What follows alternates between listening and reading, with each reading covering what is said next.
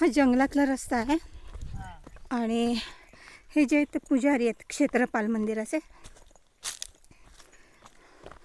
तर क्षेत्रपाल मंदिर आधी मी 4 किलोमीटर आले क्षेत्रपाल मंदिर पाहिल्यावर हे ते पण आले मी एखाद्या रस्त्यात चुकते का काय म्हणून. मग ते म्हणे की इथे काळकाई देवी मंदिर आहे. मी एकटी असते तर मला शक्य झालं नसतं, पण ते आता माझ्याबरोबर येतात त्याच्यामुळे मला ते मंदिराचं दर्शन पण घेता येईल. आसवले गाव आहे हे, आसवले गाव पंढेरीच्या जवळ. इथे क्षेत्रपाल आणि काळकाई माता मंदिर. हे काळकाई मातांचं मंदिर आणि या रस्त्याने आम्ही आलो. बरंच चालावं लागलं आणि त्यांच्यामुळे मला एकतर रस्ता म्हणजे गोंधळले नाही आणि कसा रस्ता बोलता बोलता गेला कळलं नाही.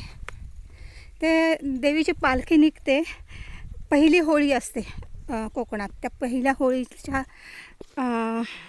होळीला निघते आणि दुसऱ्या होळीला जे धुलीवंदन असतं तेव्हा ती परत येते. साधारणपणे 6 ते 8 दिवस लागतात, 6-7 दिवस लागतात आणि ही इथून महाडपर्यंत जाते. म्हणजे गाव घेत असं जात राहतात. 10 वाड्या जायचं, 11व्या वाडीला मुक्काम करायचा आणि ते सगळे अनवाणी असतात. पायी अनवाणी चालत जायचं अशी देवीची. हां, गाडीने नाही जायचं, अनवाणी जायचं. येताना कसं करायचं मग?